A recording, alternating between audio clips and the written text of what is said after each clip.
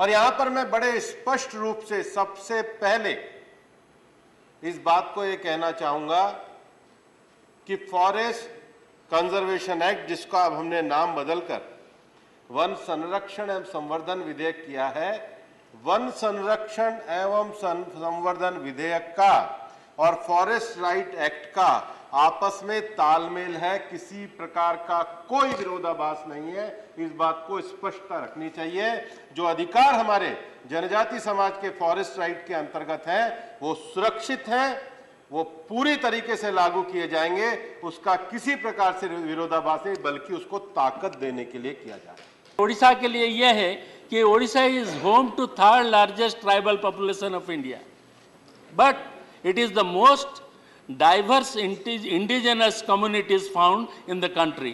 The state has 62 tribes, including 13 particularly vulnerable tribal groups.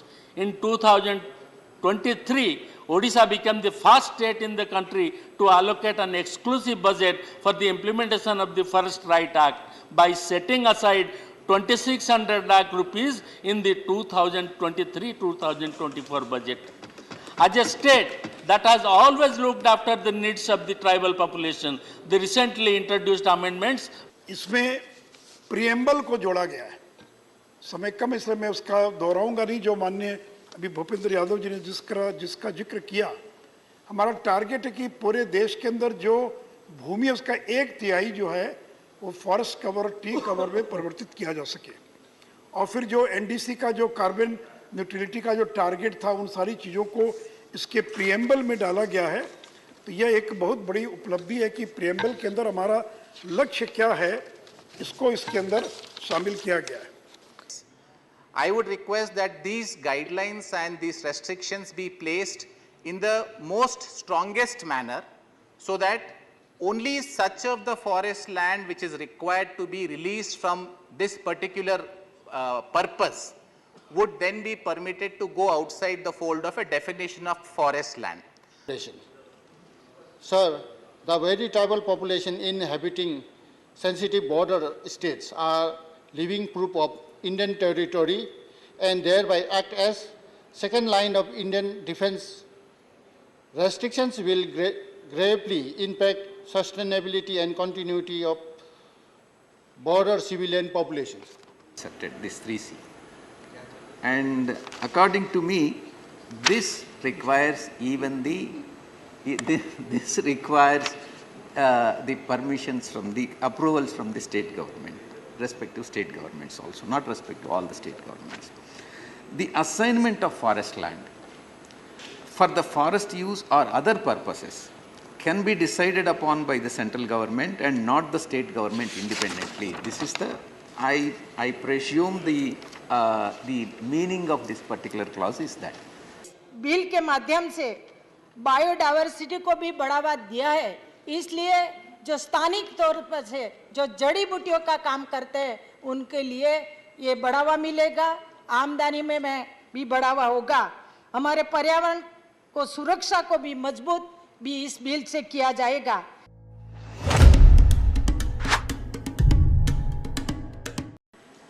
आदरणीय सभापति महोदय, मैं वन संरक्षण संशोधन विधेयक 2023 जैसा कि लोकसभा द्वारा पारित किया गया है, इस पर विचार करने के लिए प्रस्ताव राज्यसभा में रखना चाहता हूँ। माननीय सभापति महोदय, हमारे देश में फॉरेस्ट जो विषय है, जब देश के संविधान का निर्माण हुआ तो ये राज्य सूची का विषय था। बाद में 80 के दशक में हम संविधान में संशोधन लेकर के आए और फॉरेस्ट विषय को समवर्ती सूची में रखा गया। और उसके बाद 1980 का जो फॉरेस्ट कंजर्वेशन एक्ट आया, उसमें जितनी भी भूमि फॉरेस्ट की डाइवर्ट होती थी, उसके डाइवर्जन को स्वीकृति देने का अधिकार ये केंद्र सरकार के पास में आया।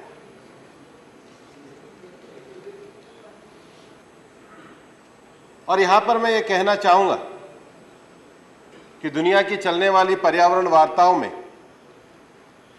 भारत ने जो अपने 8 लक्ष्य दिए हैं, उसमें से 3 लक्ष्य ये क्वांटिटेटिव है, बाकी 5 क्वालिटेटिव है। और माननीय प्रधानमंत्री नरेंद्र मोदी जी के विजन के कारण भारत दुनिया के उन चुनिंदा देशों में और G20 के उन एकमात्र देशों में है जिन्होंने 2 लक्ष्यों को समय से 9 साल पहले प्राप्त किया, जो भारत की सबसे बड़ी उपलब्धि है। उसमें एक रिन्यूएबल के लक्ष्य को प्राप्त करना और दूसरा कार्बन एमिशन के लक्ष्यों को प्राप्त करना। और यहां पर मैं बड़े स्पष्ट रूप से सबसे पहले इस बात को यह कहना चाहूंगा कि फॉरेस्ट कंजर्वेशन एक्ट, जिसका अब हमने नाम बदलकर वन संरक्षण एवं संवर्धन विधेयक किया है, वन संरक्षण एवं संवर्धन विधेयक का और फॉरेस्ट राइट एक्ट का आपस में तालमेल है, किसी प्रकार का कोई विरोधाभास नहीं है। इस बात को स्पष्टता रखनी चाहिए। जो अधिकार हमारे जनजाति समाज के फॉरेस्ट राइट के अंतर्गत हैं, वो सुरक्षित हैं, वो पूरी तरीके से लागू किए जाएंगे। उसका किसी प्रकार से विरोधाभास नहीं, बल्कि उसको ताकत देने के लिए किया जाए। क्या हमारे देश में जो बहुत जंगल के अंदर दूरस्थ जो हमारा ट्राइबल बंधु बसा हुआ है, खास करके छत्तीसगढ़ में, तेलंगाना में, उड़ीसा के क्षेत्र में, जो लेफ्ट विंग टेररिज्म का हिस्सा है, वहां एक सबसे बड़ा विषय है कि वहां पर जो विकास की बुनियादी चीजें हैं उसकी परमिशन लेने में सालों साल गुजर जाते हैं। हमें लड़कियों का स्कूल खोलना है, हमें पानी की टंकी पहुंचानी है, हमें कोई प्राथमिक डिस्पेंसरी खोलनी है, हमें कोई ITI का केंद्र खोलना है, हमें कोई प्रधानमंत्री जी की योजना के लिए कोई विषय को आगे बढ़ाना है, और छोटी सी 5 हेक्टेयर की जमीन उसमें चाहिए है, उसके लिए परमिशन लेनी पड़ती है। ये भारत सरकार ये विजनरी परिवर्तन लेकर के आई है कि ऐसे सभी इलाकों में जहां पर हमारे ट्राइबल समाज और जो लेफ्ट विंग एक्सट्रीमिज्म में जो रहने वाले लोग हैं, उनको सुविधा के लिए 5 हेक्टेयर की जमीन की जरूरत होगी। उनको फॉरेस्ट क्लियरेंस के लिए दिल्ली आना नहीं पड़ेगा, विकास उनके घर पे पहुंचेगा। ये हम लेकर के आए। और प्रधानमंत्री ग्रामीण सड़क योजना, जो छोटी छोटी सड़क योजना है, उसमें 0.10 हेक्टेयर के कारण पैच ही अटका रहता है।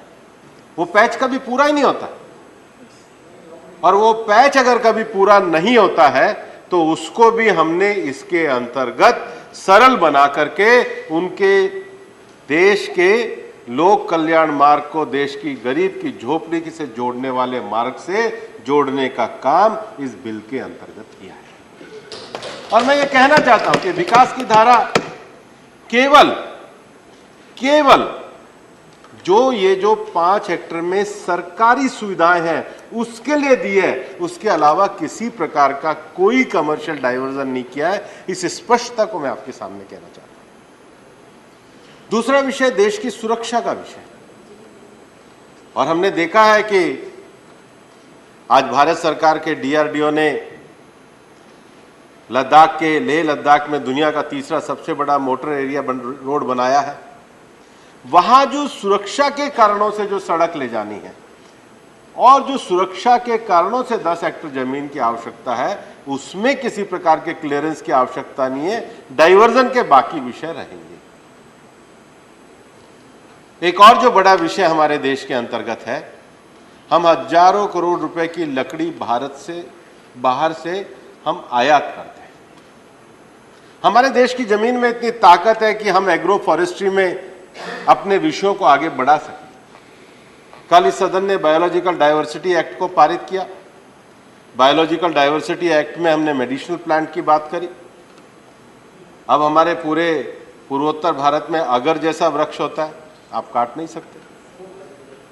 सागवान को आप अगर घर में लगाओ तो काट नहीं सकते।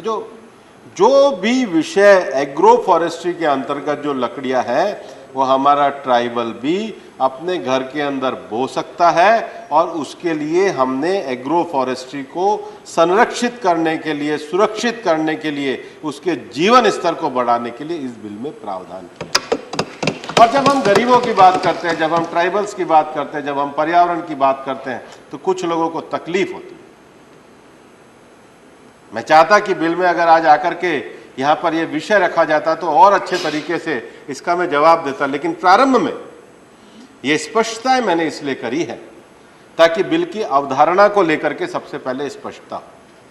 बिल को जिस अवधारणा के साथ रखा गया है, ये देश के फॉरेस्ट संरक्षण को मजबूत करने के लिए, भारत के एनडीसीज के लक्ष्य को प्राप्त करने के लिए, एलडब्ल्यूई एरिया और भारत के सीमावर्ती क्षेत्र में रहने वाले लोगों के लिए सुविधाएं पहुंचाने के लिए, एग्रो फॉरेस्ट्री को बढ़ावा देने के लिए, और सबसे बड़ी बात अमृत काल के आत्मनिर्भर भारत में हर गांव गरीब के जीवन स्तर में सुधार लाने के लिए हम ये बिल लेकर के आए हैं। मैं इस बिल को आपके सामने, सदन के सामने प्रस्तुत करता हूं और आशा करता हूं एक सार्थक चर्चा के बाद ये बिल पारित किया जाए।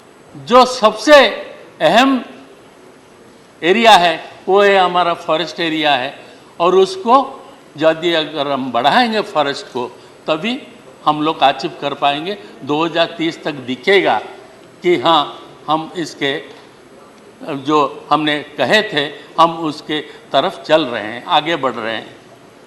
तो इसीलिए शायद इन्होंने जो नाम इसका दिया, वन संरक्षण के साथ वन संवर्धन, ये भी बहुत अच्छा लगा, ये भी स्वीकार है। पर एक चीज़ मैं आपके जरिए मंत्री जी से जानना चाहता हूँ, मैं जितना अमेंडमेंट पढ़ा, मेरा जितना ज्ञान है उस ज्ञान में मुझे संवर्धन कहीं दिखाई नहीं दिया। जो दिखाई दिया एग्जम्पशन दिखाई दिया। अगर एग्जम्पशन ही करते जाएंगे फिर संवर्धन कहाँ होगा? ये मेरा। दूसरी बात यह है कि इसके बारे में पूरा चर्चा, अमेंडमेंट के बारे में पूरा चर्चा करने से पहले मैं थोड़ा स्वार्थी होके ये हमारे ओडिशा के लिए कितना सिग्निफिकेंट है ये पहले मैं बता दूं, फिर मैं उसके बाद जाता हूँ। तो मेरे ओडिशा के लिए यह है कि Odisha is home to third largest tribal population of India, but it is the most diverse indigenous communities found in the country. The state has 62 tribes, including 13 particularly vulnerable tribal groups. In 2023, Odisha became the first state in the country to allocate an exclusive budget for the implementation of the Forest Right Act by setting aside 2,600 lakh rupees in the 2023-2024 budget. As a state that has always looked after the needs of the tribal population, the recently introduced amendments pose problem in furthering our agenda of tribal welfare. According to the latest Forest Survey of India report, Odisha has contributed 1.04% increase in the forest cover nationally. Moreover, Odisha stands in third position in the country when it comes to contribution in the increase of forest cover in the country. This increase is attributed to better conservation measure, protection, afforestation activities and bottom-up approach to governance. We need to ensure that the new amendment doesn't dilute this spirit of conservation. This is my request to the Honorable Minister. Sir, I find that in this bill, there are a lot of provisions that are made while granting relaxations that the central government would either make guidelines or issue directions with regard to proper implementation of these provisions. So the bill, sir, if I may use a metaphor, a good law would be like a reservoir which is built strongly to contain the mischief. But a rigid reservoir which does not allow flood waters to go or for discharge of water for good public causes is not a reservoir that serves public purpose. It needs those sluice gates, but the sluice gates must also have strong gates which will be stopped when the water is not required to be discharged. So the act was very rigid. It became a little more rigid with the Supreme Court judgment which defined the forest to include a deemed forest. I think, sir, these amendments will go a long way in alleviating certain hardship of people. It will also help the nation progress. It will also help the security establishment. While that is something that is laudable. The request I have for the government would be that when it is now making guidelines and it will be providing for issuing directions, I would request that these guidelines and these restrictions be placed in the most strongest manner, so that only such of the forest land which is required to be released from this particular purpose would then be permitted to go outside the fold of a definition of forest land. Sir, I have no doubt that it would be done, but this is just a concern, because when I heard Mr. Nanda speak, Honorable Member Mr. Nanda speak before me, when he expressed that the Act must also make a provision for preservation, I wanted to just state, sir, that there are these provisions which seem to provide for the government ensuring proper preservation, but those would have to come outside the Act now. So the Act is just the starting point. It serves public purpose, but I think the guidelines and the directions that the central government may have to make, I would request the Honorable Minister to ensure that the forest interests and the public interests are best protected by making absolutely tight guidelines which will not be violated at any time of point of time in future. Thank you, sir. करेंगे तो मैं एक forest conservation amendment bill 2023 इसका समर्थन में खड़ा हूं और चाहता हूं कि आप भूपेंद्र जी का नेतृत्व में ये डिपार्टमेंट अच्छा से ये इसको निभाएंगे इन फ्यूचर। वन का संरक्षण और संबंधित जैसा विषय आपने उठाया, इसमें डेफिनेटली हम लोग खुशी चाहते थे, लेकिन एक बात आपको बोलना है ऑनरेबल मिनिस्टर भूपेंद्र जी, जैसे विकास का कारण से आपने थोड़ा इजी भी किया है और इसको संरक्षण करने का व्यवस्था भी किया है। देखा जाता है जो फॉरेस्ट एरिया इसको टारगेट करके चलता है। विकास का मतलब ऐसा नहीं है कि आप फॉरेस्ट को ही टारगेट करके चले और फॉरेस्ट लैंड को ही कोई ग्रैब करने का व्यवस्था कीजिए। इसके लिए मैं चाहता हूं कि ऑनरेबल मिनिस्टर एक फॉरेस्ट डिपार्टमेंट का एक सम्मेलन तो आप डेफिनेटली करते हैं, लेकिन फॉरेस्ट डिपार्टमेंट का एक स्ट्रॉन्ग सम्मेलन करना चाहिए जहां डीएफओ और एडमिनिस्ट्रेशन जनरल एडमिनिस्ट्रेशन वहाँ पर शामिल है और उसको फॉरेस्ट लैंड में नहीं उसको टारगेट नहीं करके चलने से अच्छा है। आदमी लोग अभी देख रहा हूँ क्या फॉरेस्ट लैंड ही मांगता है 5 स्टार होटल बनाने के लिए, कोई काजीरंगा आसपास मांगते हैं। कभी ऐसा नहीं करने से अच्छा तो वहाँ का जो आदिवासी लोग हैं फॉरेस्ट का ऊपर में डिपेंडेंट आदमी है, इसको थोड़ा संरक्षण मिलेगा। While supporting the Forest Conservation Amendment Bill 2023, I would like to request Honorable Minister to consider the following issues concerning the state of Sikkim. Sikkim, originally a kingdom of agrarian society, depended heavily on cattle livestock, which is the primary pillar behind Sikkim being an organic state. Could be accomplished. Forest Conservation Act was enacted in 1980 by Indian Parliament and implemented in Sikkim. Section 2, Clause 1 of Forest Act gives enormous power to Union government to designate an area as reserve forest. The unclassified non-forest public utility lands like Gaucharan, Khasmal and river courses, etc., which were to be kept outside its purview, were incorporated in the Conservation Act of 1980. Such public utility lands existed since time immemorial and been way of life, cultural and customary tribals, identity of Sikkim tribal population. Sir, the very tribal population inhabiting sensitive border states are living proof of Indian territory and thereby act as second line of Indian defense. Restrictions will gravely impact sustainability and continuity of border civilian populations. So the new amendment should be inclusive of providing forest rights of this Sikkimese tribal population, which in no way will cause deforestation, maintain ecological balance, and strengthen our border civilian population. Also, whilst establishing defense infrastructure along border areas, notified and other sacred lakes and pilgrimage sites should be avoided. Apprehensions are arising that biodiversity may be affected in pursuit of the new Forest Amendment Act. Biodiversity and natural reserves should be safeguarded and protected.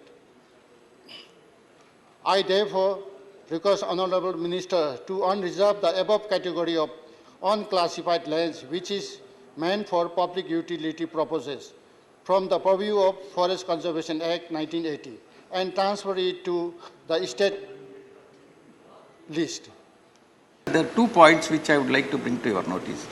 The first point is the subject of forest is in the concurrent list. Originally it was in the state list. Subsequently, when the Congress party ruled the decades for continuously from 1950s, 60s and all, they have transferred this particular forest from the state list to central list, concurrent list. And now Honorable Minister for the Forest is now making the laws. Now it is in the concurrent list. Both state governments and the union government have got the power to equally legislate on the same, on the forest issues. One of the provisions, I draw your kind attention and also the attention of the Honorable Minister, that is the last clause, that is 6. In Principal Act, after Section 3B, the following section shall be inserted, this 3C. And according to me, this requires even this requires the permissions from the approvals from the state government, respective state governments also, not respect to all the state governments. The assignment of forest land for the forest use or other purposes can be decided upon by the central government and not the state government independently. This is the, I presume the meaning of this particular clause is that. And Honorable Minister for Forest may clarify this issue. And I urge the Ministry to reconsider, as I believe that the state government should have equal say as the matters relating to the forest land, because it is a subject of concurrent list, sir. And secondly, sir, adopting participatory forest management strategies. That is the last and final point, sir. To conserve the forest effectively, forest communities, those who are living in the forest and those who depend on the forest, they need to be made as equal stakeholders in conservation process. The combined effort of the community and the government is the only solution to ensure sustainability. And in this regard, we should draw an inspiration from the participatory forest management model which is being followed in Andhra Pradesh, sir. The participatory forest management regime in Andhra Pradesh is implemented through the tenets of joint forest management, that is JFM, and community forest management, CFM, and which is best in the country according to me. That is Vana Samrakshana Samitis comprising of local committees, Vana Samrakshana Samitis comprising of local communities as custodians of the forest have been set up across the state, sir. This has resulted in regeneration of forest. In fact, originally in Andhra Pradesh, the forest cover was less. Now it has tremendously improved. And it improved the economic health of the local people, that is Adivasis, and reduction of forest conservation for agriculture, reduction of illicit timber felling, and improved safety for the forest staff. So I request the Honorable Minister to kindly consider that the states also should be consulted while making the legislation, and also implement the both participatory forest management regime which is being implemented in Andhra Pradesh, and also community forest management, sir. The people have to understand what is the program, what is the meaning. At least survey abstract in Tamil Nadu, Anevarukkum Kalvi, that is what we are calling. And even I was education minister in 2001. At that time, the scheme came. I translated everything to Tamil only. I put instead of survey abhyagna, Anevarukkum Kalvi for education for all. That is the meaning. You have to, then only people understand. Otherwise, they won't do. Common people cannot understand the schemes and avail the facilities, because you are the noble ideas you are having. But this government is saying good no ideas. How the common man can understand? Therefore, that way, even the bill also you mentioned like that. When it's going state-wise, give that language translation also equivalent to that. That will be useful. That is my Therefore, with these few words, I am requesting once again how to preserve the forest and also the human being this side, and any small roads and everything, let the government giving clearance quickly. These are things my request. With this, my observation, I support the bill, and because there are a lot of good things there. Our Honorable Minister, after a long time, it has come. Therefore, I appreciate the Yadavji's effort, this kind of thing. ADMK party supporting this bill. सरकार द्वारा देश के one क्षेत्रों में वृद्धि हेतु इस विधेयक के माध्यम से अनेकों प्रावधान किए जा रहे हैं। महोदय जी, इस विधेयक के माध्यम से सरकारी रिकॉर्ड में अधिसूचित वन भूमि के साथ ही अब राजस्व भूमि एवं वन संबंधी अन्य भूमियों को भी वन कानून के अंतर्गत वन श्रेणी में शामिल किया जाएगा।